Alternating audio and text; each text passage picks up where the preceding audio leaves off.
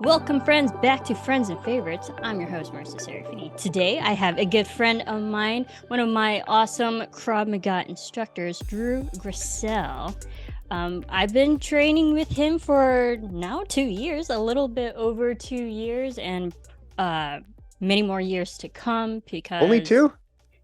yeah, well, with you particularly, only Right, two. right, right. I feel like it's been longer Um, than that, Marissa. Hopefully that's a good thing. Think so. Yeah, so I have an amazing guy on my show today.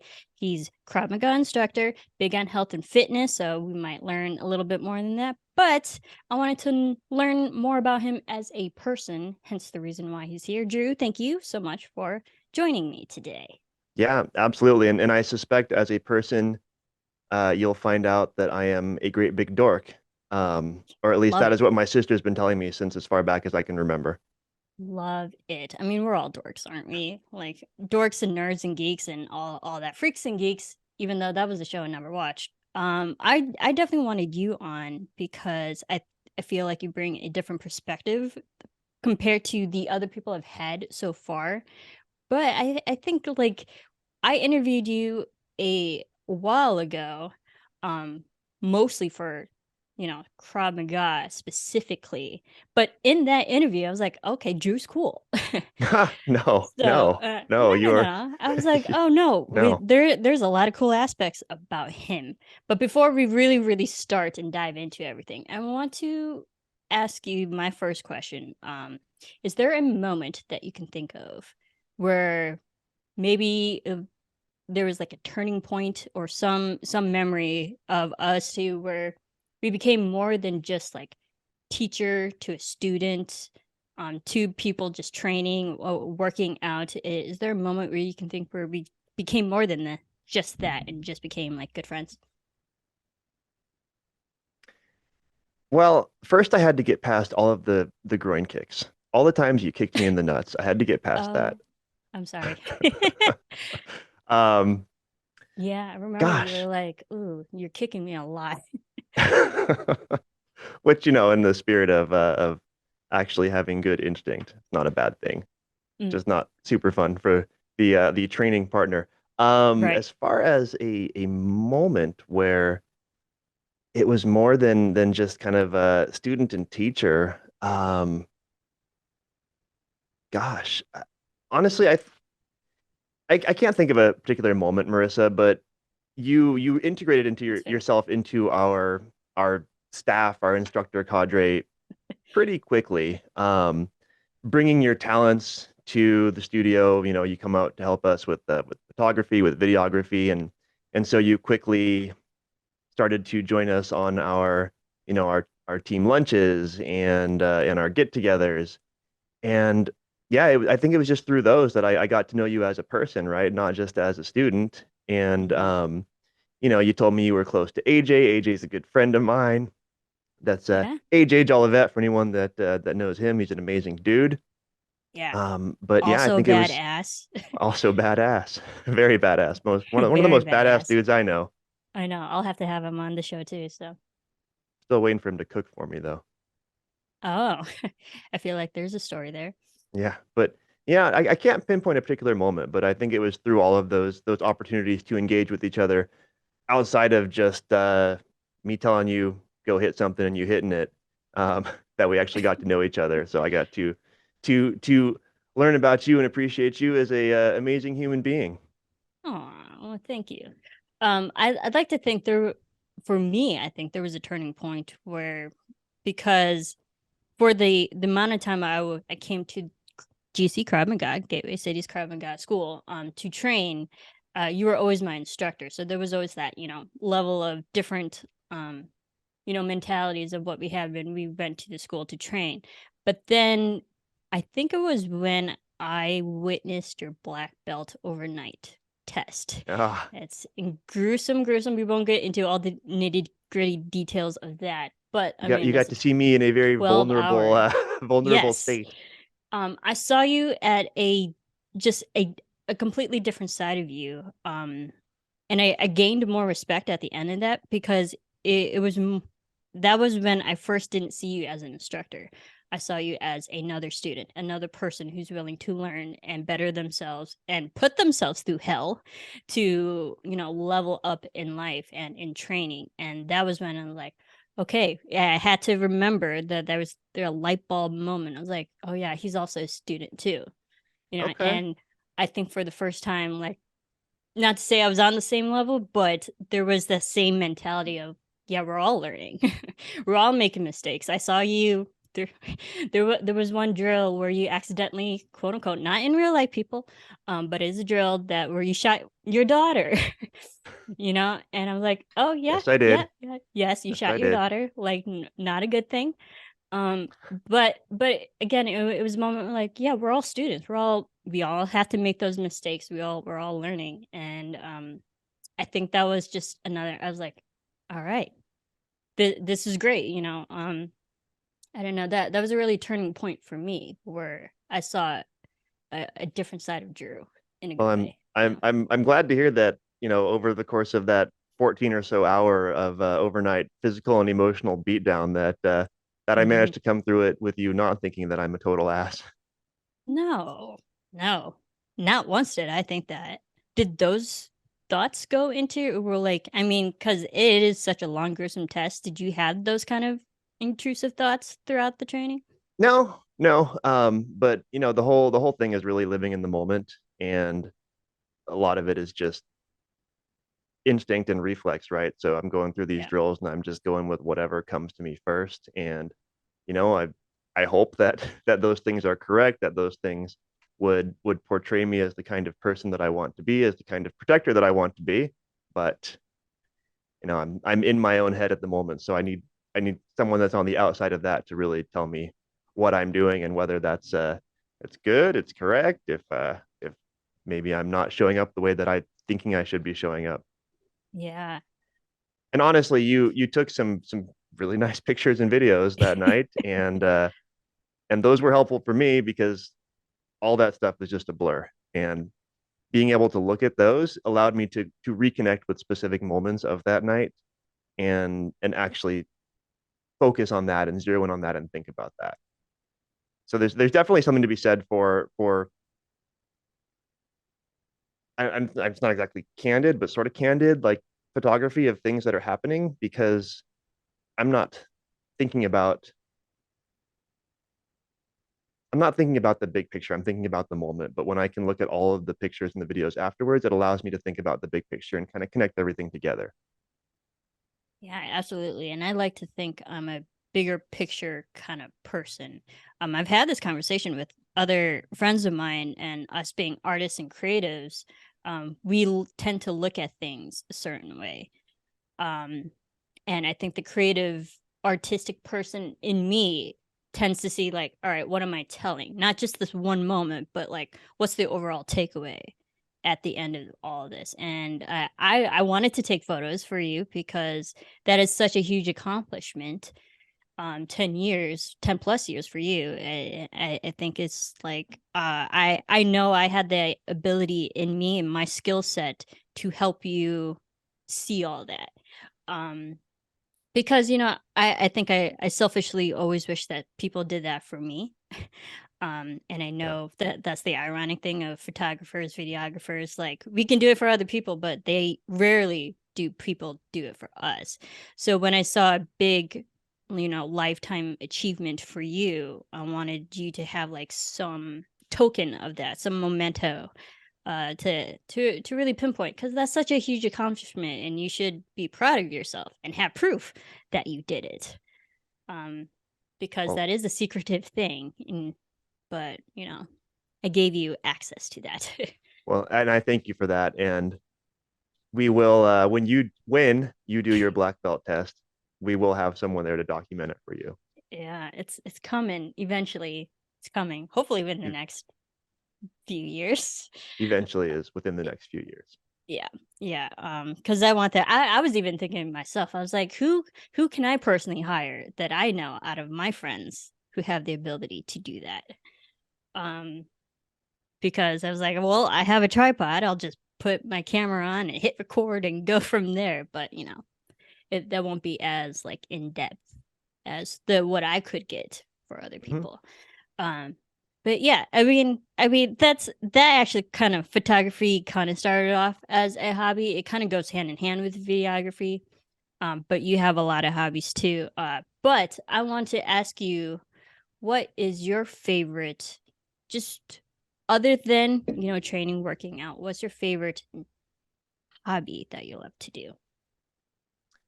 Motorcycle riding. Oh, yeah, you are a big biker. Yeah, I commute on a motorcycle. I can't imagine life without a motorcycle.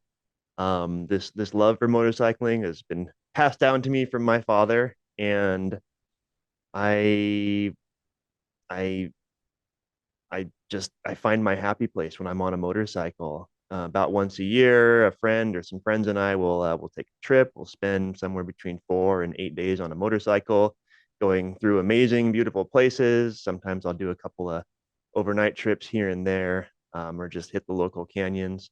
I don't have a fun motorcycle anymore. I kept what I like to call my dad motorcycle. It's tall, it's comfortable, it's got luggage on it. It's not my crotch rocket that I had before, but it still allows me to get my fix. Okay. Have you done like full cross country trips or just like crosses one or two states? Not cross country per se, but I have done trips that could be the equivalent of crossing the country. They just weren't across the country. For example, Okay. flew into Portland, Oregon, with my couple of buddies. We rented motorcycles there. We rode through Oregon, through Washington, um, through Idaho into Montana, then up into Victoria, Canada, and then over to British Columbia, back to Washington, back to Oregon. Okay, so you basically did big circle. The big Did circle, yeah, you because we got to bring the bike back to where we picked it up from. right? Like a nice Pacific Northwest kind of trip. Yeah, it was Um, gorgeous. We went through I love Glacier that National area. Park, we went through Banff National Park, we went through Whistler. Nice. I've only been to Vancouver. And I have a friend that's up there too, and I want to go visit her because I have an open invitation to go see her. And I'm like, one day Just I'll go. just like Why get one on a day? plane It's and go. easy. I know I Vancouver is should. I easy. really don't have. But yeah, I've been to Vancouver 3 times now. Yeah, I'm like losing track. It's beautiful. It's it beautiful. is. But So beautiful. yeah, that whole area, I've always wanted to go to Portland and Seattle too. I mean, Oh, that they're area. not that far. Like that whole Pacific Northwest corner of the I'll be there in world. 2 months. You can come with me. Oh, yeah. You know what? Let me know, and I I'll might be there for actually take work, you up but on it. but But you can still hey, come why hang out. not? Yeah, make a trip out of it. Why not? Yeah, I lived Um, up there for a little over a year in Portland. did you? Yeah, Did I know this about you? Okay, I don't but know. what brought you up there? I was living in Northern California and in Oakland for quite a while. I'd moved up there thinking I'd stay there for a couple of years and then move on somewhere else. This is when I was young and single and had a nomadic spirit. Mm, And opportunity came up to essentially do my same job, but with a different group in out of Oregon. Um, Territory was Oregon, Washington, Utah, and Idaho. So I moved up to Portland. I had a buddy that had just joined the FBI as a special agent. He was stationed in Portland. So I just went up there just after he did. So I had a friend, and yeah, I spent a lot of time in Washington and Utah while I was up there, and it was a great time. But as everyone knows, it's gray and wet and kind of miserable from a weather perspective for like nine yeah. months a year. So I moved there at the beginning of one summer, beautiful summer. The rest of the year and the first part of the next year sucked. The next summer was amazing. I stayed through the next summer and then I left. Yeah, so basically just a year. I get that. I mean, I don't know about you, but I definitely experienced the seasonal depression. I think there's a new term for it. But yeah, just the atmosphere and I mean all the rain that we got at the beginning of this year like really put me in a funk. Did it? Yeah, yeah, no, it really did. I like to think I'm more of a bubbly-ish. I like the sun, like I like going on walks and stuff. And this beginning of 2023, well, like what year are we in? It just rained for 4 months, and I'm like, what is this? Yeah, And that was and pretty unusual. it was, and it really got me sad. So that didn't help. So I definitely get that. So when you move to an area and it's like all gray and Yeah, and it's just, cloudy, it's got to do I don't something to your mind the gray and psyche. wet. Like I still get out and walk. I mean, I would walk to the light rail. I would take the light rail to work. I was out a lot, but motorcycling in that kind of weather kind of sucks. And nature out Yeah, there is beautiful, but hiking in that kind of weather kind of sucks. yeah.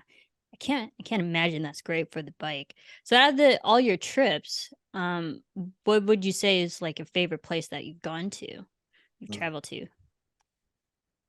Can I give two? Yes, absolutely. All right. So most breathtaking place I've ever been to, bar none, New Zealand. So Yeah. I lived in Australia, as you know, for a while. When I left Australia, I went and did a 3 week camper van trip around New Zealand. So I did both islands. I got this ghetto camper van. It was like you take like the really crappy camper vans, and then Mhm. once they're so old they need to be retired, this other company buys them, paints them, and then rents them to you for even cheaper. So that's what I got. Oh, Because at that point nice. I was out of work because I just left my job in Australia. Um, so I drove around for 3 weeks in this ghetto camper van and stayed in these things called holiday parks, where it's basically like it's like an RV campground kind of. They have bathrooms and kitchens, but you just park and you sleep there. Um, but it was amazing. That country is absolutely beautiful. I mean, you watch Lord of the Rings, that's what it looks like. That's not touched up. It's just every day I'd just be looking out the window of this crappy camper van, and my jaw was just hanging open. And I'm a huge Tolkien geek, and so of course Are I did you? all the Hobbit, Lord of the Rings stuff. I went to Hobbiton, I went to Mordor, I went to Rivendell, I did all the Yes. things. Uh, so that certainly added to the experience. So from a just breathtaking and just like the experience as a single experience for me, New Zealand was just by far just up there. Yeah, that's definitely on my list of places to travel to. I have my bucket list of places I want to see in life before I die, and New Zealand's definitely one of them. You said you've been to both islands. I've heard different stories of either what was it, the North and the South Island, Yep. because they give different vibes. Yeah, They for have sure. different looks and different personalities Yep. in that sense. So out of both of them, which would you say you enjoyed the most, or did you enjoy both of them equally? Yeah, it is a different experience, and I appreciated both. The South Island is I would say the South Island is more breathtaking. That's That's what where I've we saw heard. the glaciers and the fjords and just the amazing coastline and the mountains and all that. The North Island is a lot of grassland, but a lot of cool like beach towns. I'm a beach dude, so I love going to little beach towns, getting fesh and chips as they call them. And the cities in the North Island. As much as I love nature, I like cities too. And the cities in the North Island are a bit more like cities, so it's always fun for me to go to cities in a different country. So I really enjoyed both. Yeah, amazing. All right, good to know. I'm like getting everybody's experiences from who I know have been over there. So yeah, definitely South Island's on my list. What brought you? Was that part of your nomadic spirit that just you're like, let's just go to Australia because this is where I am in life, or was there like a reason why you went specifically to Australia uh, out of all the places in the world? the reason was because I found out I could get a visa for Australia that would allow me to live there and work there for a year. Like that, Okay. literally the only reason it, through this progression of my lifestyle back then was travel and stay in hostels. So it was a progression of hostel friends that helped me to end up in Australia because I had been visiting. So I'd gone to Japan, which was my other destination I wanted to mention, but I'd gone to Mhm. Japan. My first time going to Japan. So I flew there. I had a good time. I was flying home. There was a Japanese girl sitting next to me on the flight home.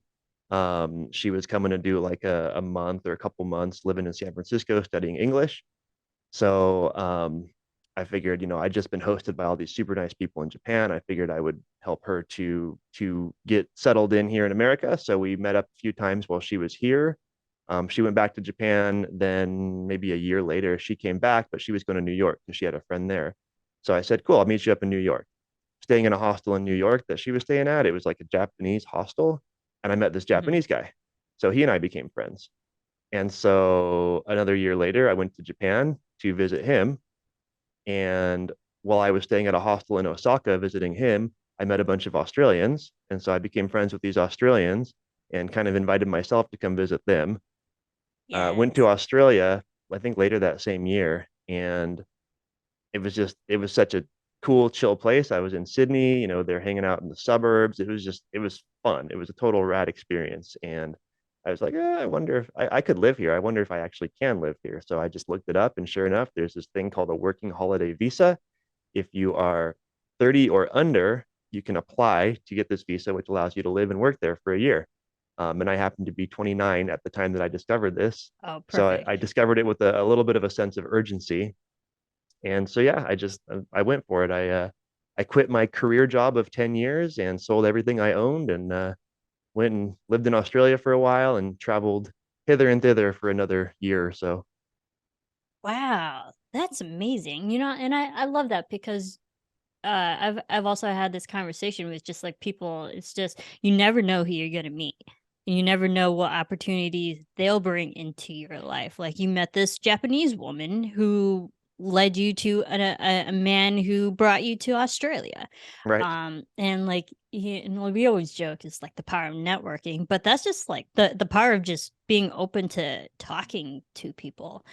That's amazing. I love that. You said you quit your job of 10 years, but what were you doing?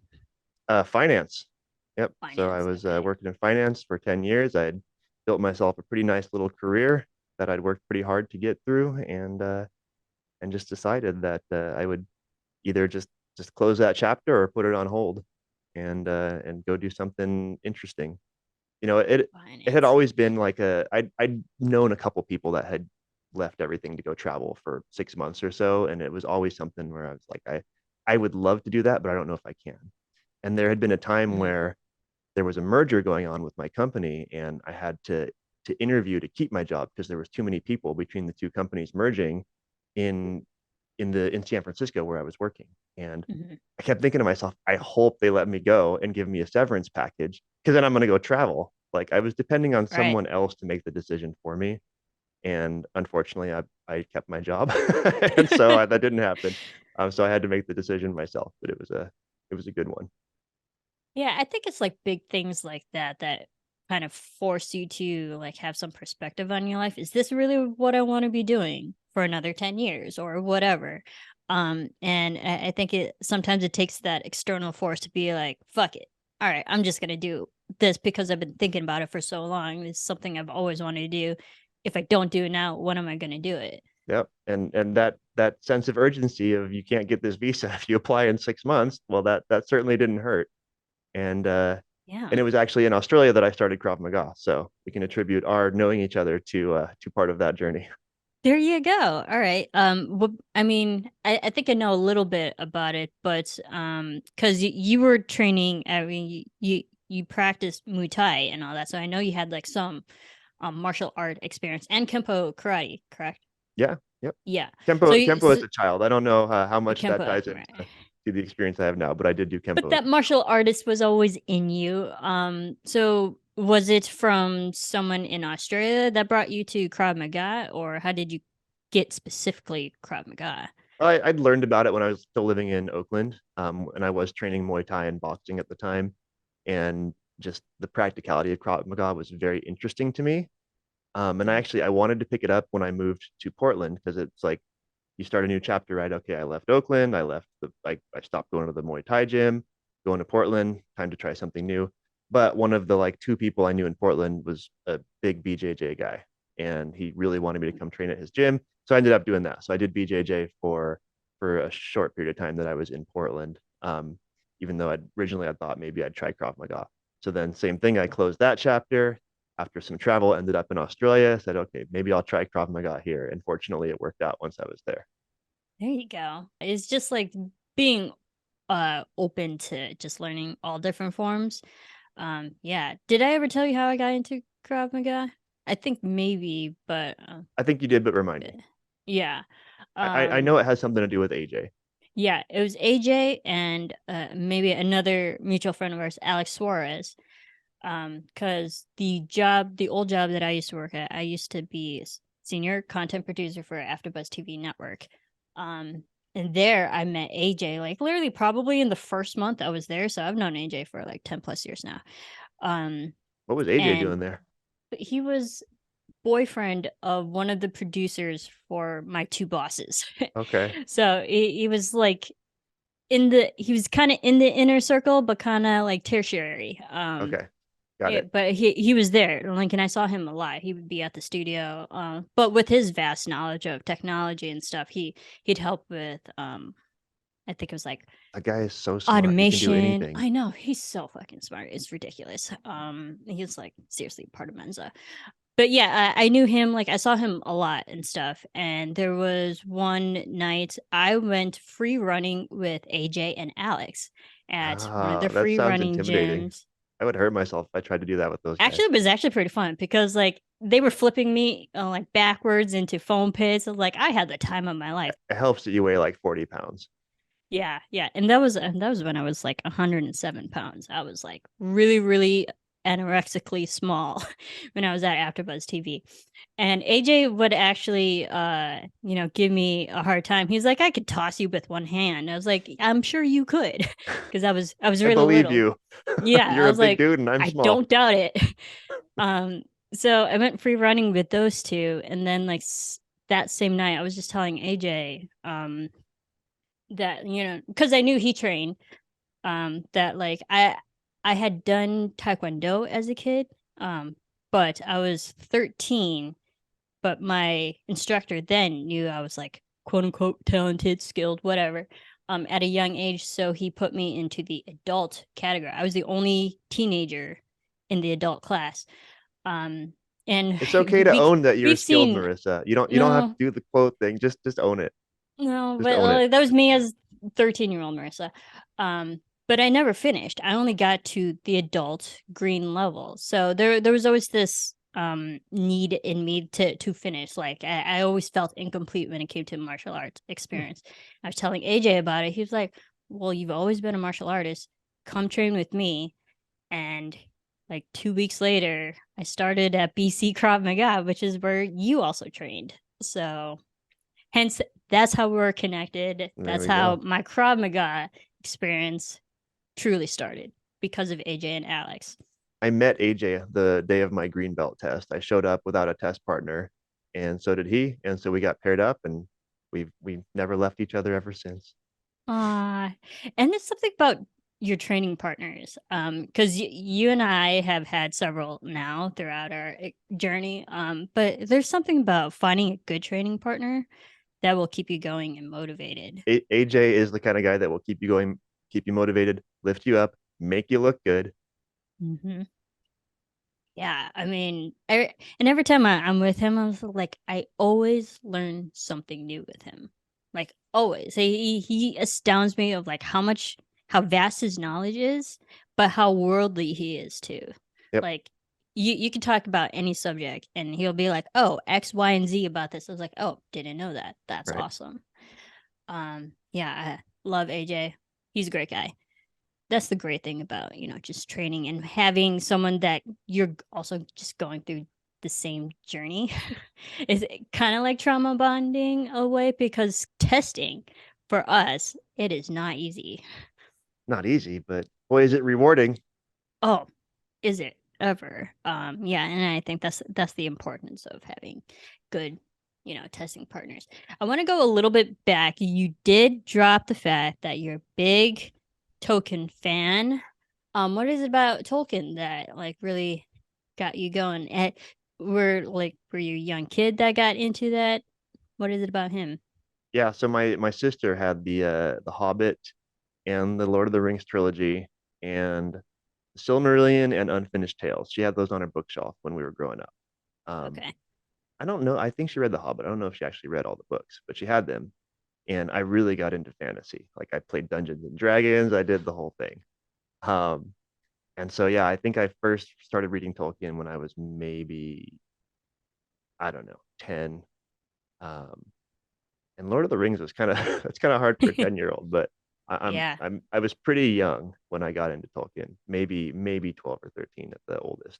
Um, but I got into it. I mean, I became obsessed with Middle Earth and just kind of the history and how everything played out. And I mean, you read the Silmarillion and it's like trying to read the Bible. It's hard, but I read it. I Yeah. read it a few times, and just it's like the creation of the universe all the way up to things that happen after Lord of the Rings, and like that's like thousands and thousands of years, and the span of this history. And I just I loved it.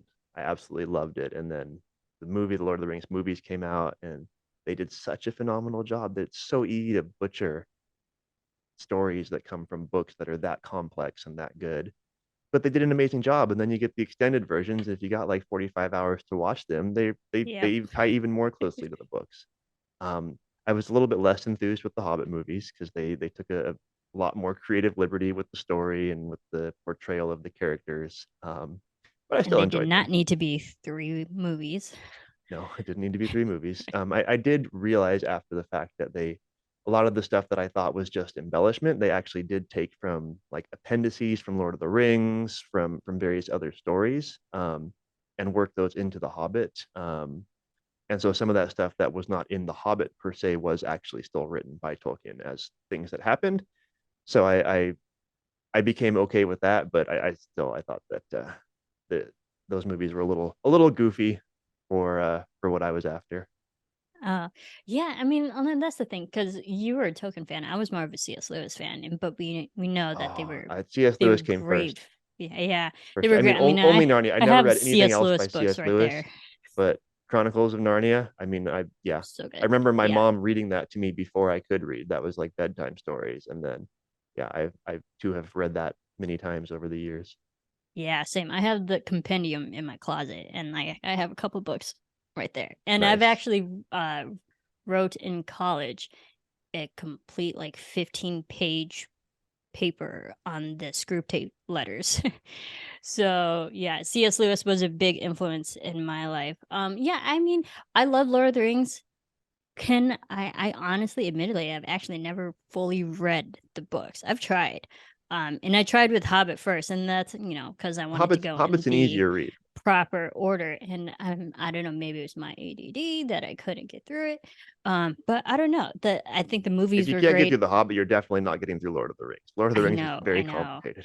And I hear it's also very dense, and I think that's why I haven't gotten to it yet, because I know what I'd be getting myself into. Have you read Harry But Potter? of course, yes, Okay. I I knew about Harry Potter before everyone else in America really knew about La di Harry da. Potter. No, no, I like to joke, but I really did. But that's a whole different story. But I think you know where this conversation is going. Would you say Lord of the Rings Tolkien is your favorite book, or do you have an ultimate favorite book that you've, I don't know, read a million times, or you just always go back to, or maybe read it once and it's just resonated with you your entire life? And so Do you that's have where I don't know if I'm favorite going to jive book? too well with the subject of this podcast, because No, you're I fine. don't usually think in terms of favorites, but I will say that Lord of the Rings, if I'm going to go read any book and read it a whole bunch of times, it's probably going to be Tolkien. It's probably going to be Rowling. Okay. Yeah. Rolling. Like Yeah. I've read the Harry Potter books maybe 3 or 4 times. I've read Lord of the Rings and Hobbit maybe 3 or 4 times. I've tried to read the Silmarillion that many times, although I sometimes give up halfway through. Hmm. Yeah. I mean, Harry Potter was such an influential part of my life because that was, my generation. Not that to say you're that much older than me, because I feel like we fall in the same generation. And But when Harry Potter yeah, first became popular, I was 16 or 17, yeah. and I resisted it. People are just talking about Harry Potter. I'm like, that's a stupid name. I'm not going to get into that. That sounds like a dumb little kid story. And I totally resisted it. And then I started working at Toys R Us, and they were just there on the shelf. So finally, I picked up the first one and I read it. Actually, no, I think I went and watched the movie first. I watched the movie on a date, and Okay. like, all right, this is kind of fun. So I read it, and the book is, of course, is even better than the movie. And then I just got hooked. Yeah, and the movies are so great too. But the books, I definitely read the books, or like actually, my dad read the books to me when I was a kid. Me and my brother, when we were like 8, 9 years old, Nice. back in the late 90s before it really hit America. Because, all right, I brought it up, so, and this is my show, so why not? My dad was big in publishing back in the 90s. His job, another reason why I'm such a big bookworm. Um, he was big in children's publishing, to the point where actually Scholastic offered him like a huge position, like VP or like a high up job at Scholastic Books, which, as we now know, they published the American versions of Harry Potter. But in the 90s, he did a lot of travel to UK, um, for that, and his his boss or his coworker was like, here's a new book that's big over here. It's called Harry Potter and Philosopher's Stone. Right. Um, and he brought it back to us, me and my brother, and he read it to us like seriously like 98. Wow. Because I feel like Harry Potter didn't really come to America till like 2000. Yeah, Um, probably. and so I was a couple of years ahead of the curve there. But so Does he he still he have would that edition? yes, we do. Wonder if it's worth Um, anything. oh, I'm sure it's worth a shit ton. Yeah, so he used to read those books to us, and then it started becoming, really popular, and it was in the zeitgeist forever over here in America. I was like, Yep. yeah, so Harry Potter definitely, is a special place for me. Um, yeah, definitely in my favorites, when it comes to reading, that like really resonated, because I think just being that awkward, growing up as an awkward kid, like I related to Harry in a lot of ways, and Yeah. Hermione.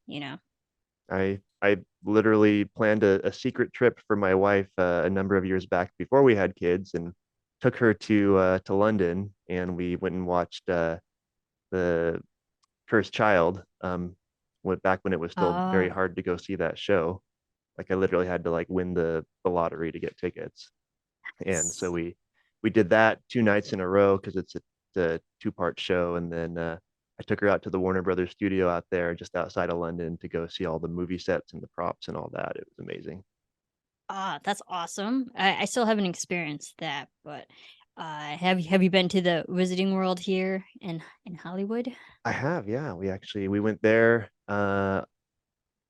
just after our wedding. On the way home from Santa Barbara where we got married, we stopped by Universal Studios. Yes. Although I'd been to the one in Orlando maybe a year or so before that. I was out there for work and stopped by Islands of Adventure for like a few hours after work one day. Nice. So you've seen all three. Well, like the three big ones. Yeah, I guess so. When I was in Florida, they hadn't opened the second part of it. It was only the Islands of Adventure part, so it wasn't an actual Universal Studio side. Okay. So I haven't seen that one as it is now. Yeah, amazing. Those movies, fantastic too. I think Chris Columbus like really did a great job with the first two, because I always say that like had he not made those first two successful, we wouldn't have the Harry Potter series. Yep. Um, because they It, were so good, we continued, even though it had like a slew of other directors afterwards. But it was because those first two were so good. and that's why the Narnia movies never panned And out. it never really hit. I What did we get? Like know. the first three, I think. Yeah, we had three. That was it. And Yeah. but honestly, the first one, in my preference, is best. Yeah, I Um, don't even remember much about the second two. So I yeah, guess I'd have I to was agree. like, and I have seen them too. They're not that memorable, to be honest. What would you say is your ultimate favorite movie? That's kind of that's the there have been phases, of course. Mm-hmm. Favorites change over time. When I was a kind of a mid-teens teenager, it was The Crow. I loved The Crow. Okay, I was very into the whole like doom and gloom and black and all that. So you had a goth face, didn't you? yeah, I definitely had a goth phase. Um, so it was The Crow for a while. Before that, it was absolutely Teenage Mutant Ninja Turtles the movie. Um, Okay. but gosh, since then, I don't know. I mean, I love MCU. I love the Marvel stuff. Not all of it, but a lot of it. Like I said, I loved the Lord of the Rings movies. That's not a movie, it's a trilogy. But when I try to think outside of just like all of that action genre, do you remember a movie called Heart and Souls? Yes. Robert Downey Jr. and Yeah, Elizabeth Shue. yeah, Heck young Robert Downey yes. Jr. Yeah, so Walk Like a Man, they're yep, singing in the that's the street. one. I absolutely love that movie. Yeah, so I don't know why, but that's one that when I think of like feel good movies that just make me feel good, that's the one that I think of. And it's Wow. obscure. I don't know why, but I remember watching it as a child, and I've watched it a few times since then. So it's not like a movie that I watch all the time, but Yeah. it's a movie that I think of. Yeah, that's a great. I mean, Robert Downey Jr. back that was what 96. Yeah, maybe I think somewhere around so. there. That was before Yeah, he disappeared for a while and then came back. yeah. No, it's actually 93. I had to look it up. I had to confirm. Yeah, that's a great film because I remember Keira Sedgwick was also in it. That like Hmm. there's such a great cast too. They were all just like so. It's just like I mean, it's been a while since I've seen it, but if I remember correctly, they're angels, right? They're not Um, angels. They're or like they're kind of ghosts. They're kind of spirits, yeah, the right? spirits They more died, but they haven't moved on because they haven't done that last thing they're supposed to do. So this right. this this this The unfinished baby, business. yeah, the unfinished business. So there's a baby that grows up to become Robert Downey Jr. is essentially haunted by four ghosts, but Yeah, but the ghosts are just regular people, and they don't even understand why they're stuck to him because the guy that was supposed to tell them didn't. And so right. so yeah, it's just I mean it's a comedy, but it's a very touching comedy. It's a feel good comedy. Yeah, that's. I remember watching that as a kid too because my parents had that on VHS.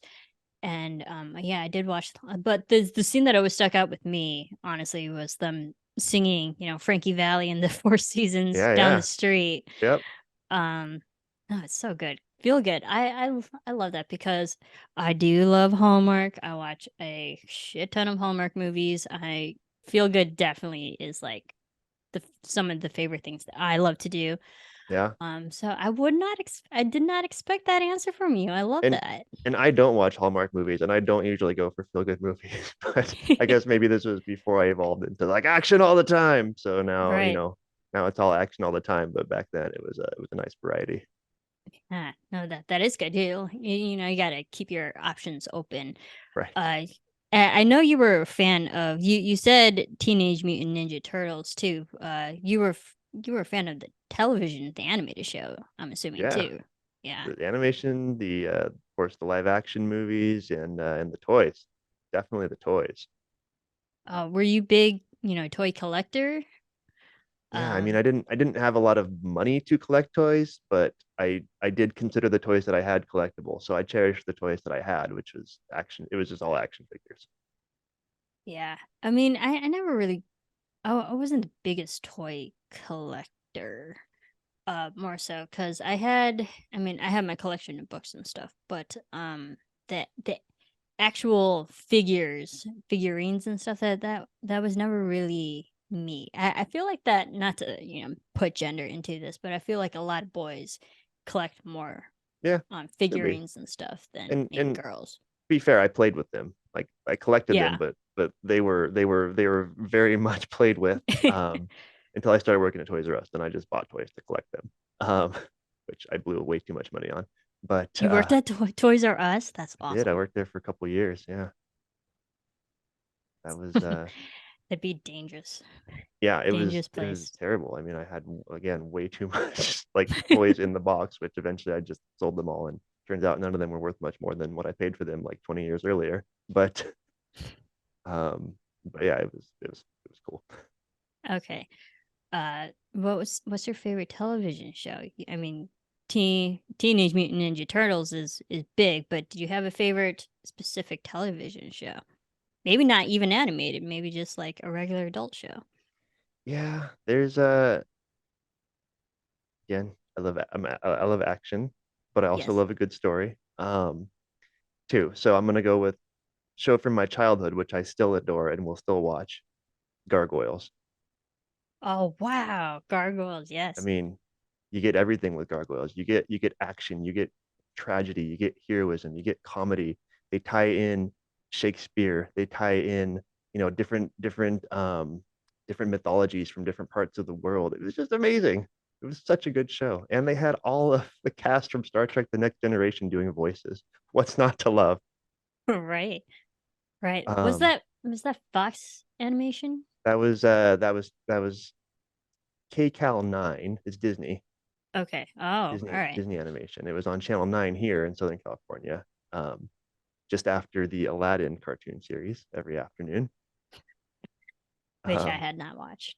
yeah. I Um, remember when Gargoyles was on. yeah, that was like Yeah. 94, 93. So I was kind of just too old to like really like be socially acceptable being into that cartoon, but I didn't care. I adored it. I watched every episode. Yes.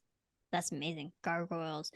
Yeah, I remember not to say I remember it all, but I remember my brother watched a lot of it.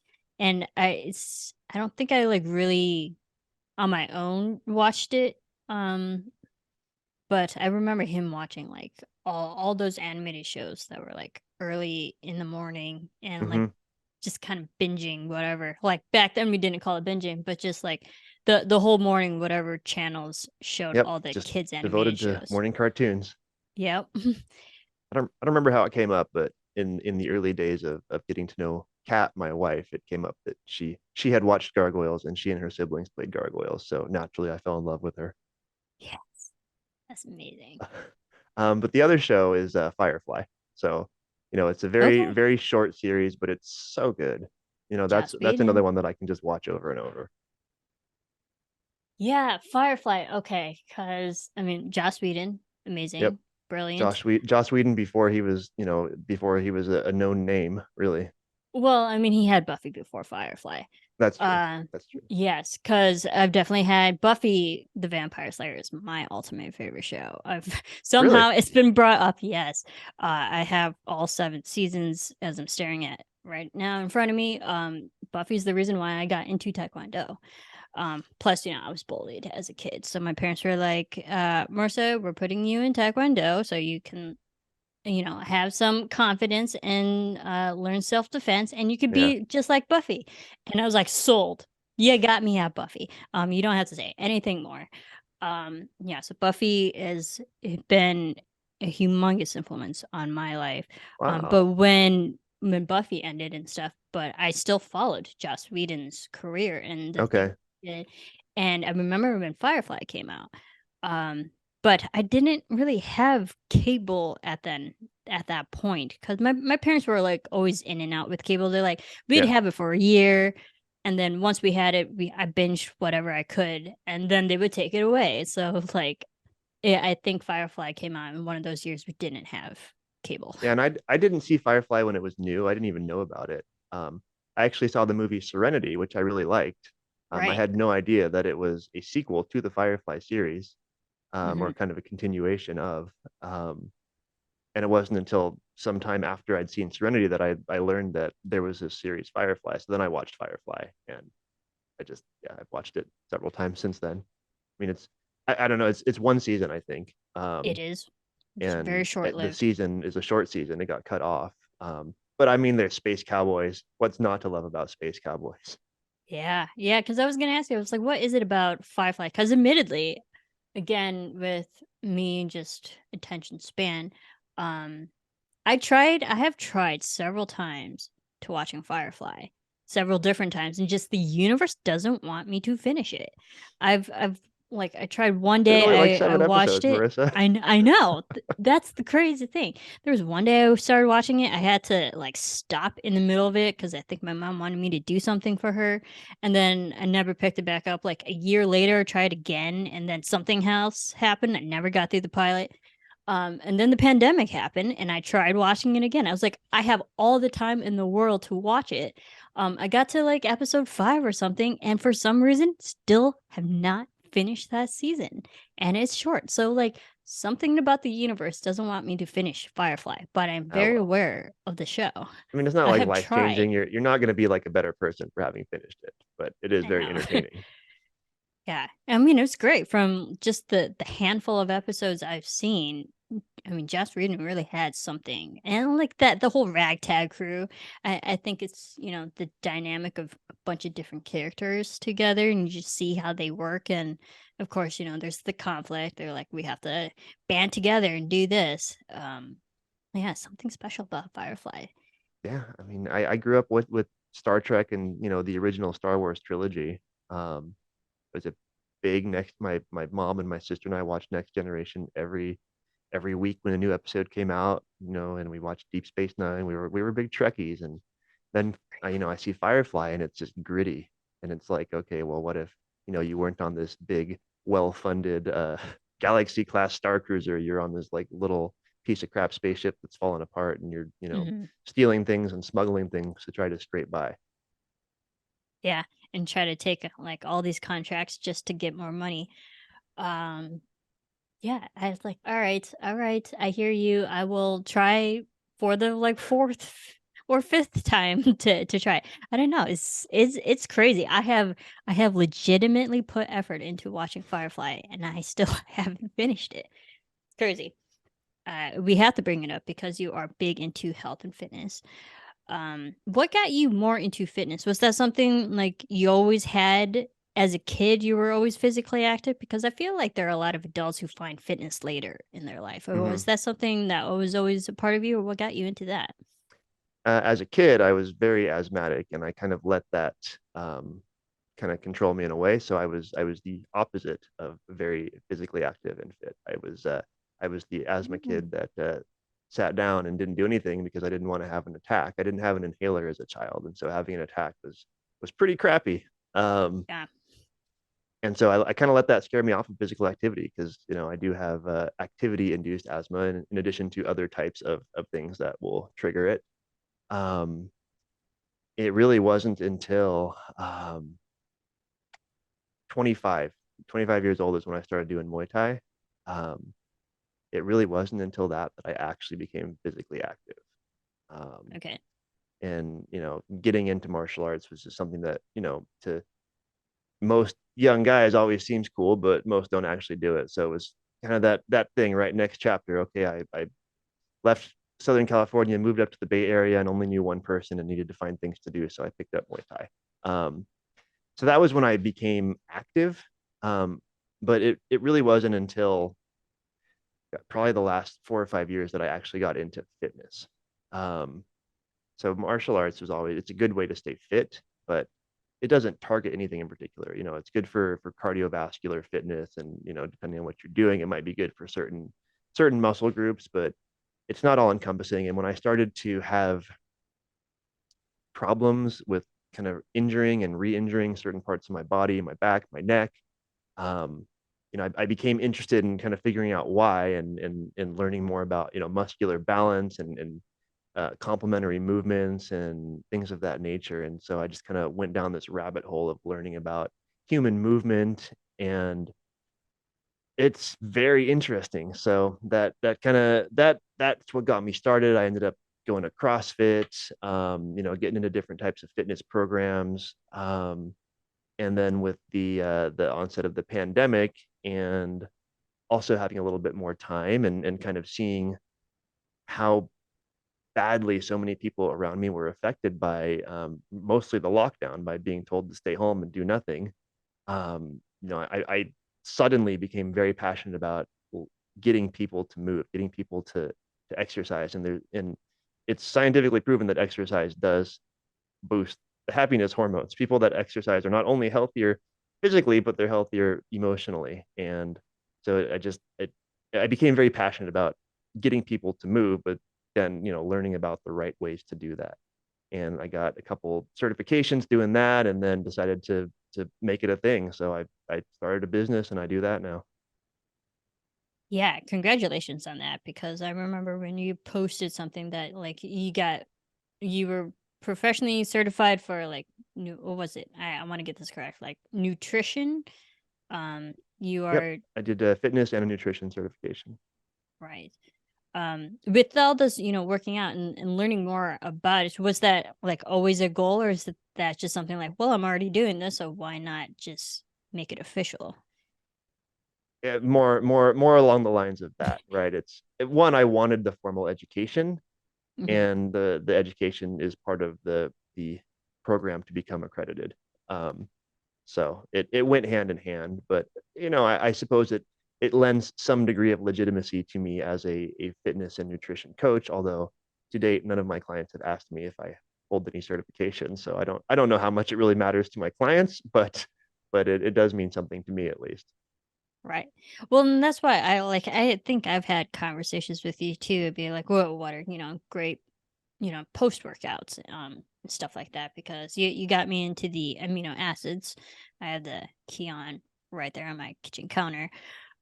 So yeah, like that, because I knew you were certified, I knew whatever came from you and whatever advice you had, was legitimate. I was like, he knows more than I do. He has the formal training in that sense, because I work out mostly to, again, with the feel good, but just to do something, because I've I've had a lot of sedentary jobs. I currently have a sedentary job, Yeah, and my life, I try to force myself to have balance, and then I was constantly driving. I've always had a job where I had to commute. I was spending 4 hours in my car on top of 8 hours sitting at work. that So is like, terrible. it's That's it's so bad. awful. It's awful. So I would force myself to, go to the gym, work out, run, and that fit. So I came from, my mentality of working out is more so just to do something opposite of what I have to do Yeah, every single day. counteract all the damage of sitting all day. Yes, exactly. So, but then, we have the chemical reactions of what it does to our body, and the biological and physiological changes it does, and how it affects us in that way. Hmm. And I admire that, because you know the science of it, and I just kind of know, like, the effects of how it works for me, because it's different for everybody. Everyone's physical fitness is different, and how we approach it in our workouts are different. I've worked out with you, and I've paid you to actually kick my ass every Sunday. To Not literally, No, people, not not literally, literally. um, because I kicked him in the groin several times. But no, but I've seen the workouts that you've done, and they're intense. In the best possible way, because I've mentioned with someone else is that, uh I'm I admittedly am not great at self motivation. And I like to have external people motivate me and get Hmm. and push me to a level that I know I personally can't do that with myself. And that's how a And lot of you're my one of those clients are. people. That's Yeah, why that's why people choose to work with a personal trainer, right? Because right. sometimes personal trainer doesn't even tell them to do anything that they wouldn't be able to figure out to do on their own, but they need that person kind of standing over them saying, okay, it's time to go, push it hard. Yeah. Um, but yeah, you mentioned the feel goods and all that you're kind of loosely aware of, but that's one of the most interesting things for me as I've gone down the rabbit hole of how the body works, is learning about hormones, learning about what Hmm. all the different hormones do, where they come from, and how they're impacted by things that you can do, right? Things you eat, the way you move, all those different things you put on your skin, all the things. All the things. Yeah. Um, yeah. The amazing things that we put in our bodies and on our bodies is kind of really, really scary. Yeah, Um, my wife is pretty tired of me talking about that sometimes. They're like, oh, we can't eat that. That's gonna do this. Oh, don't put that on your skin. That's gonna do this. mhm. Where is, because of all this, now formal knowledge, uh do you have like favorite foods now that you eat? Or, I mean, you had the healthy foods and the unhealthy foods. What would you say is your favorite healthy food, and then vice versa, what's your favorite unhealthy food? Um, so I mean, this is really, really boring, but my favorite healthy food is just Please. eggs. It's eggs. Eggs. Love Eggs are eggs. very healthy. If you get a free range egg, um, that comes from a chicken that wasn't eating grass that was sprayed with a bunch of crap, then you Hmm. get really good eggs. They have a really good amino acid profile.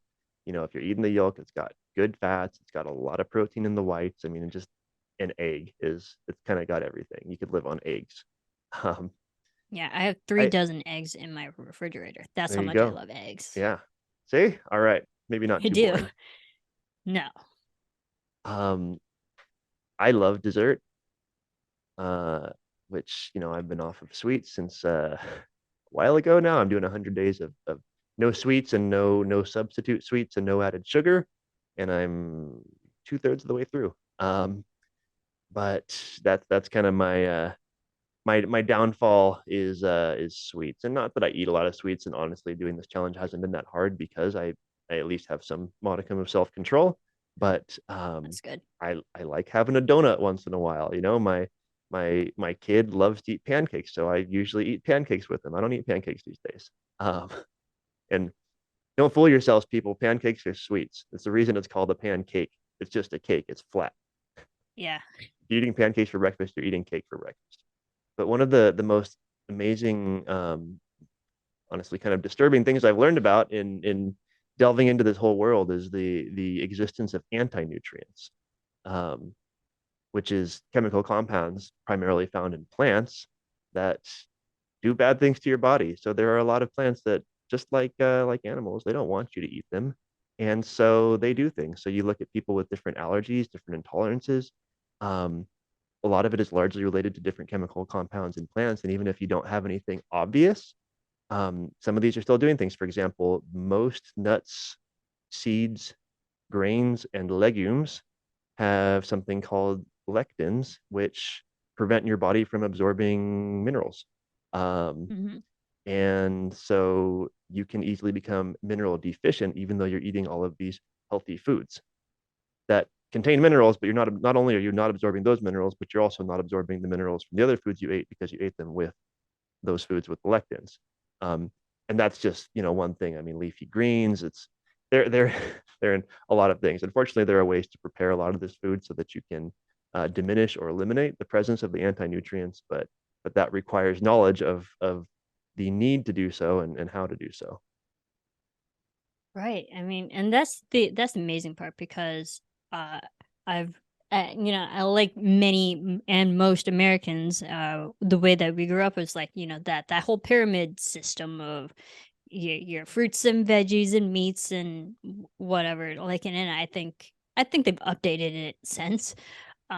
What's on that list and what's not. And admittedly, I was like never great with vegetables and leafy greens. I didn't like salads until my adults. Like, I didn't really start eating salads till like my mid 20s. Yeah, same. Um, I still don't eat yeah, salads, actually. yeah, me like I have my ins and outs with salads. There'll be like a year I'll eat a salad like every other day, and then like there'll be a year I don't eat a salad at all. I have my phases of food choices and stuff. But I admit, like I have never really eaten all that healthy, but I've also never really eaten all that unhealthy either. Yeah, I Again, mean, with the there's a balance, middle ground that most people live in. Um, right? and unfortunately, we live in a world where highly processed foods are readily available and a part of practically every meal, if not the entire meal. And by highly processed, I mean if you look at the ingredient list and there's more than two or three ingredients, it's highly processed. Go look at your Hmm. loaf of bread. There's like 25 ingredients on it. You know, look at a Dorito. It should be a tortilla chip. The ingredients should be, you know, corn and maybe some oil and a couple of seasonings, but there's like 40 ingredients. Yeah. I don't eat Doritos, which is good. Yeah, I'm more I fall within the sweets category. Sugar is a bad thing. Caffeine. I mean, I drink a lot of caffeine and a lot of sugar. So like I like to interchange them, which is like I know unhealthy. It's bad for you. There was a year I went off of coffee. Worst decision of my life. I can't even tell you what happened in that year because I literally don't remember. It's a blur. Uh, but admittedly, when I went off of coffee, I switched it for another additive, like addiction. Like I ate so much sugar that year. Sugar is way worse than caffeine. Caffeine I actually has know. some benefits to it. Sugar has none. Like added sugar, like go eat a piece Right. of fruit and get the fructose, and that's fine. There's value there because it gives you glucose, but go eat table sugar and it's just junk. It's 100% junk. Yeah. So admittedly, like I have my my vices and whatnot, but it's mostly because I don't know. I don't have that formal training of like what's healthy and what's not. I know And sugar's it's the bad for world we you. I live don't in. know the consumption. Yeah, You and know, like everything, it's kind of hard to avoid sugar. It's it it's is. in It's very everything, hard like to you avoid said. sugar. So it's like, so I've had my things where, yeah, I will eat healthy for like a month and then completely do a 180 and go completely unhealthy for a And month. and It's there's a lot of data around kind of fad diets and why they don't work. And it's mhm, largely that. It's kind of the boomerang effect. People go hardcore, make major changes, but they're not happy with those changes, and the changes aren't sustainable. And so then they just flip it right back around, or sometimes flip it around and go even worse. So like, oh, yeah, I ate really well for a month, so I can eat like absolute garbage right now. But then that just lasts and lasts and lasts, and totally yeah. It's a offsets vicious cycle. whatever time they spent eating well. And so there are ways to kind of do subtle introductions of better dietary habits that you can then stack on top of each other over time, which then ultimately lead to a better dietary lifestyle. Yeah, I fall within that category. I'm very aware of that. But it's also, I mean, you're great with motivation and dedication. And you also have you had that consistency. I can be at certain points, but I mean, you do 100 burpees every single day. I tried for like the first, what, 3 or 4 months that I did it with You you. you did it for And a then while. yeah, I did it for a while. I fell off. I had an injury and Yeah, you then got like hurt. I I mean, just kind of like you had a fell legit off. reason for not doing it, but Yeah. Yeah, and that injury lasted a lot longer than it should have. But I admire your dedication because you still have that. And admittedly, sometimes I don't have that. Like I can't be it's as consistent as you can. it's hard for me to be wishy-washy on some things because wishy-washy ultimately just means not doing it. Um, which is why I've literally done my 100 burpees every day since I started for like going on 2 years. Because the day that I give myself permission to not do them for Mhm. whatever reason is the start of more days of doing that, and eventually it not being a daily habit, but a sometimes habit. Yeah. And habits form within what, 28 days? I forget, something like that. Yeah.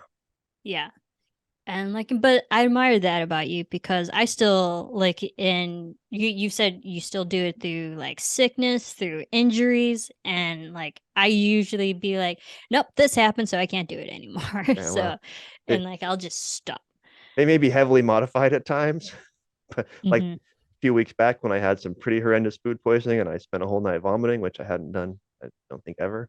Um, my burpees were heavily modified the next day, but I still did But you them. still did it. Yeah, food poisoning is the worst. Definitely Yeah, had that. I still had to engineer and produce 6 shows when I had food poisoning. It tells you the kind of person that I am. yeah, Uh, but awful, yeah, that's awful. amazing. Awful. When it comes to working out and your routines, I mean, there are a million and a half things people can do. Do you have a specific or like a favorite specific thing that you like to do in your workouts? It's like, Besides is burpees, it besides burpees or like, is it, do you have like a favorite equipment, like bike, so I got dumbbells? two pieces of equipment that I have that I really like. Um, First one is just a set of kettlebells. I got a couple kettlebells right back here. I Um, see you. I like kettlebells. You can do a lot of things with kettlebells, not just kind of static weightlifting movements that you would do with the dumbbell or a bar, but a lot of dynamic movements as well. Um, because you can use kettlebell to create momentum and do different things using momentum. So kettlebells can be fun. I also have a set of resistance bands, which I stand on a steel plate, goes under my feet. The band hooks under the steel plate, comes up. I have a steel bar, kind of like a mini barbell. The band hooks to the bar, and I can do a lot of what you would normally do with like a barbell um, type of work with that. I don't love it. It's actually it's kind of boring, um, but it is very effective. I mean, I do literally one set to failure on these resistance bands of whatever I'm doing, and then I move on to the next thing. Um, and doing resistance bands has been shown to be extremely beneficial for muscle hypertrophy, muscle growth, as well as injury prevention, just because of the mechanics of how the resistance changes at different points of moving the resistance away from the point of anchorage. So for those reasons, I like to use my resistance bands. I don't necessarily enjoy it, but I like what it does. Right, I can get Yeah. through a workout very quickly with resistance bands and feel like I got a really good workout. And I am drenched in sweat doing, 5 different exercises, one set of each to failure. Okay.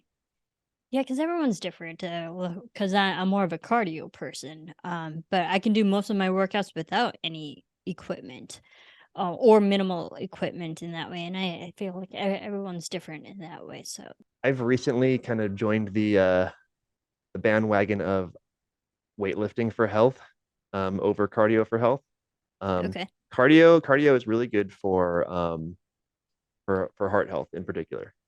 For Hmm. everything else, weightlifting is better. For longevity, for injury prevention, for obviously for strength, for activating certain mechanisms within the body, weightlifting is just better. I'm not talking about like bulking up and bodybuilding, but I'm just talking about lifting things that are heavy and challenging your muscles. Right. For both men and women. Absolutely, Just absolutely. It is not okay. easy to bulk up. People think, oh, if I weightlift, I'm going to bulk up. It's not easy to bulk up. I do a lot of weightlifting and I am not bulky. Yeah, but and there, because that's where you have to have the knowledge of your food diets, um, and like the reps and the certain things that you do. But there's like a whole actual beautiful mix that you have to do to actually, Yep. gain It, weight, it gain requires, muscle. yep, knowledge, intention, and action of juggling these things between, moving and what you're eating as and other certain other things as well, but primarily those, right? Fitness and nutrition, that's like Hmm. the golden combo. And depending on how you balance those, you can achieve different results. Right. But yeah, if you want to bulk up, then you better be eating like 300 grams of protein every day or something. If you're not, you're probably Yeah. not going to bulk up. Don't worry about it. Yeah, I don't want to bulk up. I've always been a fairly smaller person in my life, and I like to keep it that way.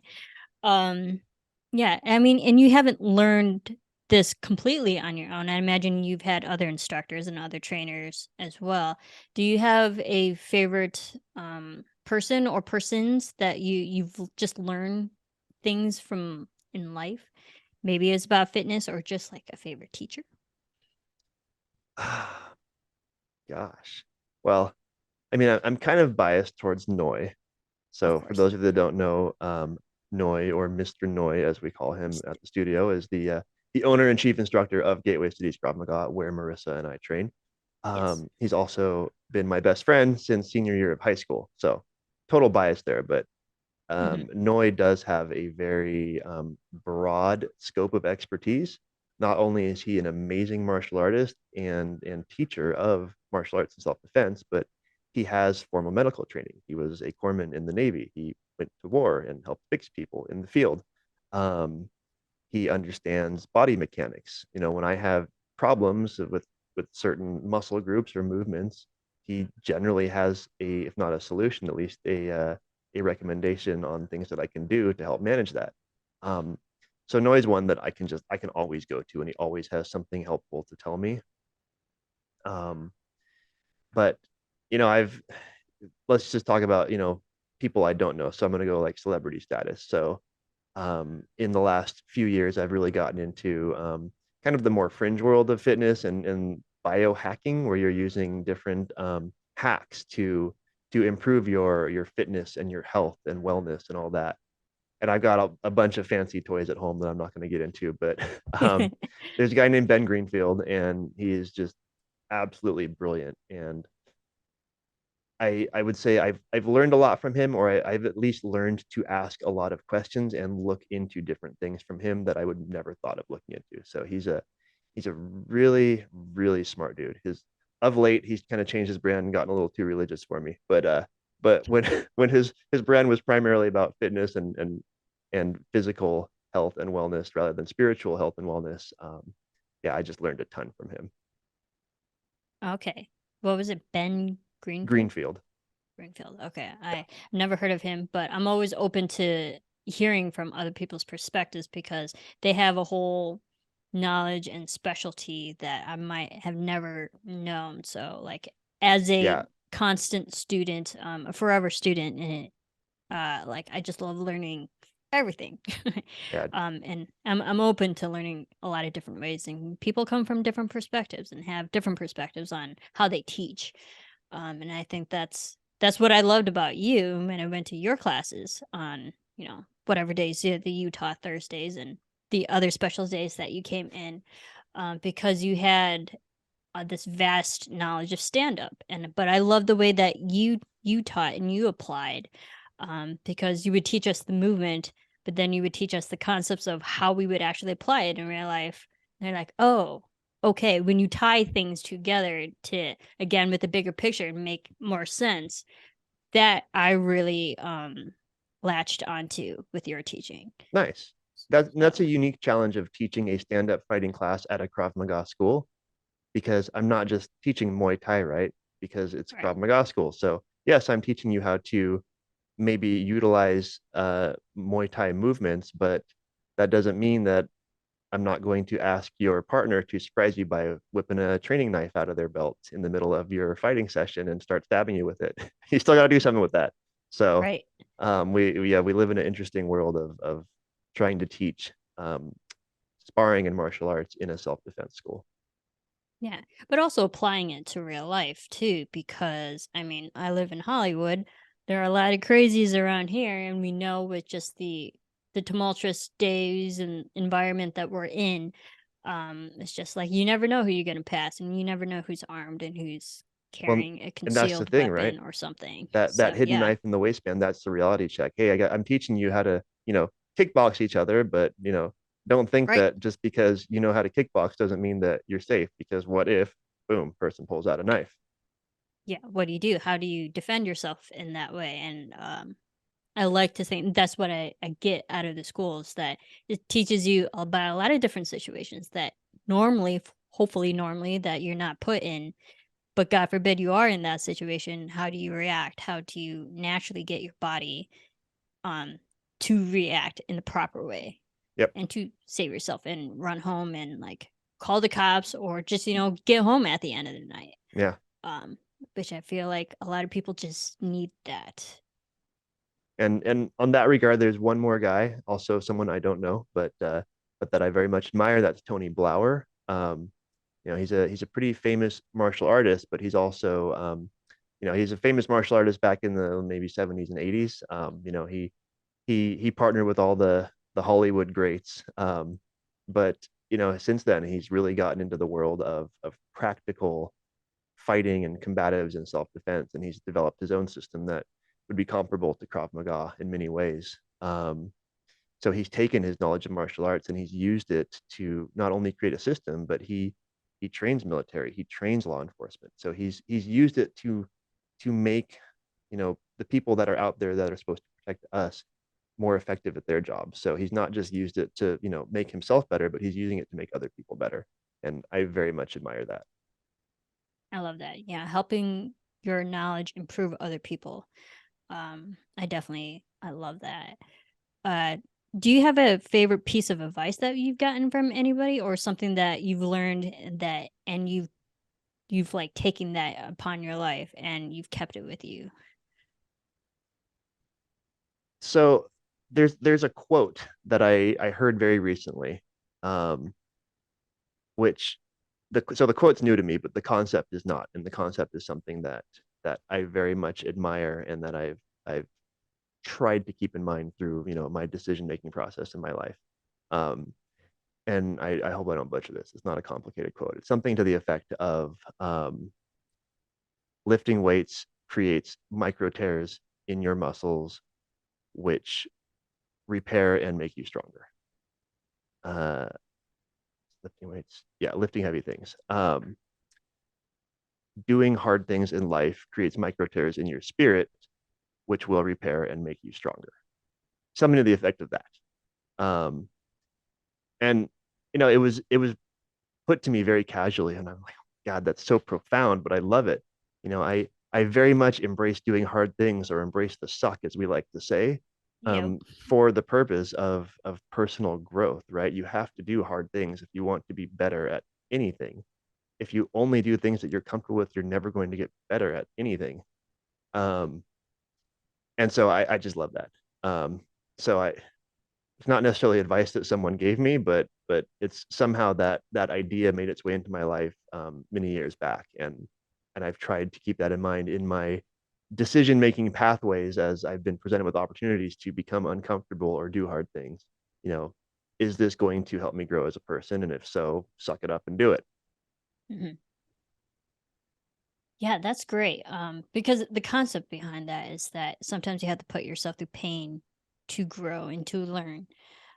Yeah, and one of my favorite quotes that kind of piggyback off of that is actually, if you're not growing, you're dying.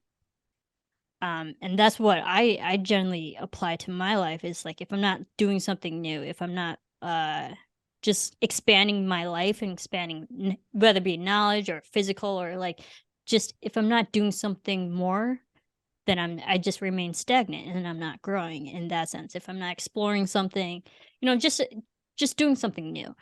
Um, and I think that's where a lot of people might not understand is that they get so comfortable that like, no, I'm good. I've kind of plateaued in that way. But I was like, I don't have that. I'm a person that's always strived for more in life, and not to say that I'm like incomplete or not happy um with where I am, but it's just like I love learning. I love just doing something more, learning, expanding my life in that way. So and I love that with your quotes that um you know you got to kind of tear yourself down to build yourself up. Yep. Yeah. Yep. The easiest metaphor for that is go and take an ice bath. It is awful. It is the worst thing ever, but it'll make you so much better and so much stronger. So much better. I did an ice bath after my blue belt test, You and did. quite honestly, I did. I documented it too. You listened Um, to me. I did. I totally did. I went to I Ralph's grocery appreciate that. store. I bought a like what the big size, the like the 8 pounder or 10 pound pack of ice. Hmm. Totally did. I stayed in for 12 minutes. I think you're only supposed to stay in for like a couple minutes, but no, it So felt so good. so next So time, buy I don't six know of what those that says bags. about me. Yeah. Buy 6 of those 8 pound bags of ice. And Put then it all would of them suck. in, and then get in the tub. Yeah, and then it really, really sucks. Um, yeah, but You I stayed in think for 12 the minutes though, huh? Good for you. yeah. And Amazing for recovery. there wasn't a lot of water, but it was nice and cold. And what I had just put my body through that day, it was like the best thing that, like, as painful as it sounds, it actually wasn't. It was great. It was I should heaven. have gone home and stuck my nose in an ice bath after your blue belt test. You should have, which that was not my fault. But I did feel bad for you because that was like literally in the last what 5 minutes of our test, and that Yeah. happened. We were doing so good, and then you broke your nose. Oh well. Yeah, that just the process of training and Part of the the job. things you have, yeah, the things you have to do sometimes. To kind of wrap us up a little bit, do you have a favorite strength about yourself? Or is there a quality about yourself that you're pretty aware of? You're like, man, I really love this about me. Um, yes, although I'm not as strong at it as I thought I was. So I've always appreciated in myself a strength to kind of emotionally detach myself from emotional situations, which may sound kind of callous, but I've generally been pretty good at, when I'm starting to feel heated about something or feel impassioned about something, being able to stop and say, okay, let me think about this. Um, not why am I feeling this way, but what's the most productive way to proceed with this. Mhm. I've generally been pretty good at that, and it served me very well in life. Uh, but I will have to say that since I've had kids, that's become much more challenging. Kids are so hard, and they will push you and they will challenge you again and again and again, and you love them so much, and they're so cute, but they're so difficult sometimes that they Mhm. have really tested my ability to to have that emotional management that I've always been so proud of. Okay. Do you find that is were you always like that, or is that kind of a defense mechanism, or is that something that you just actively be like, "Nope, I'm feeling something, so I'm just gonna take a step back." No, I mean, I don't really recall if I was like that as a child, but in my adult life, I've just kind of been like that. It's not something that I kind of did intentionally. I don't think that it's a defense mechanism, because I still certainly allow myself to have emotions and feel them. Mhm. I've been able to do a good job at addressing my emotions from a standpoint of logic, which a lot of people that can't do that hate. Um, I hate that about me, especially in the moment. Um, but but no, I mean that's just kind of the way I've been. Ah, that's amazing. Because I fall on the emotional scale. I'm definitely an emotional person. I am a Cancer. Not that I let horoscopes, dictate my life, but I've always been an emotional person. Um, and so I that's something that I always struggled with, and I've always admired people who can generally check their emotions better than what I can. But my scale is a little bit different compared to other people. So I think before noise started making me yell at people in class, I don't think I'd ever yelled at anyone in my adult life. really, Yeah, I don't think that's so. that's good, isn't it? Yeah, yeah. That's a good thing. I hope I so. was like, Yeah. I don't think you've ever yelled at me other than maybe once during my blue belt test. But even that was like nothing. That was like And that's fleeting that's a moment. facade. Even if I'm yelling at people and we're Right. on the Krav Maga mat, I'm not actually mad. I'm just doing it because I'm trying to trigger something. Right. I think there was a moment where you were like, I want you to take 2 seconds to go tell someone like they're doing a good job. And I just got overzealous and I just like ran to like 10 people. I was like, you're doing a great job. You're doing a great job. And you're like, Marissa, I only told you one person. And I'm like, oh, sorry. um, yeah, I think that was like the only moment I think you were actually like, no, I didn't follow Drew. Sorry. Um, yeah. So, and to because this is my show, it's friends and favorites, and I like to feel good about myself every once in a while. What would you say is your favorite thing about me? You are a very dynamic talent, Marissa. Um, I mean, you do the photography, you do the videography, you can not just record videos, but you can make videos. You are a killer martial artist. You're a strong woman. You can teach. I don't know that you are presented with or maybe take a lot of opportunities to teach, but I've seen you teach in our school, and you're a phenomenal teacher, which is a very Hmm. special talent. You don't seem to have a problem speaking to people like in a group. Um, you have a great sense of humor. I mean, you got all these things. So, um, Aw. yeah, I mean, you bring a lot to the table. So, um, if I had to say one thing in particular that I admire about you, it is the selflessness that you exhibit through doing a lot of the things that I just mentioned. One, either without being asked to, or being willing to inconvenience yourself to do so. And you do it, maybe because you enjoy it, but also because you know that it's going to help other people and make other people better. Yeah. Aw, And thank you, Drew. and that's what makes you, such a, not only a good friend, but a fun part of the very small team that we have, is because it's a team built on respect and caring. Hmm. Yeah. Well, thank you. That's very, very nice of you. I like to think that a lot of people have helped me along the way, along my journey in my life. I would not be where I am now if it wasn't for other people. I mean, yeah, a lot of it was me, but like I've had help too. So I've seen the impact of how other people have affected me positively. And I like to think that like I know I have certain skill sets, I know I have qualities about myself. I'd like to kind of pay it forward in that way. Because I know when people are lacking, I will help that way. Um, yeah, and I noticed it with Krav or with GC Krav Maga when I got there. I mean, not again with the artistry and the experience that I've had when it came to cinematography and filmmaking is that I was like, oh, their social media needs a little work. Let me help them. Yeah, And it's not just like me flexing. That'd be like, no, I know how to do this, so why not help you? Why right. not teach you? I did this for 10 plus years. Like, this is how you do it. So yeah, I think it's just when I see someone in need or something like lacking, I will help if I know I can.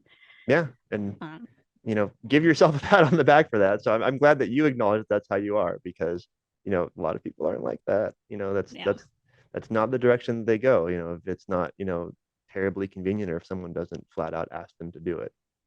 yeah.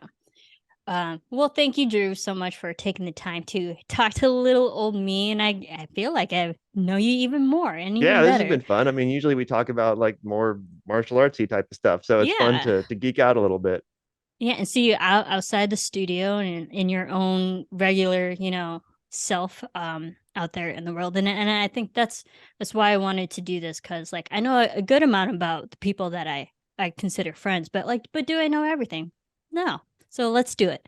Yeah, so again, thank you. Where can everyone like follow your coaching, your health and nutrition, all your information? Where can people follow your life? Yeah, so primarily you can catch me on my website, www.primalwellnesscoaching.com. Otherwise, I post most of my content on social media on Instagram at primal_wellness_coaching. Okay, great. Drew Grisella, everybody. Thank you, Drew. And I will see you on the mat. Thanks, Marissa. See you on the mat.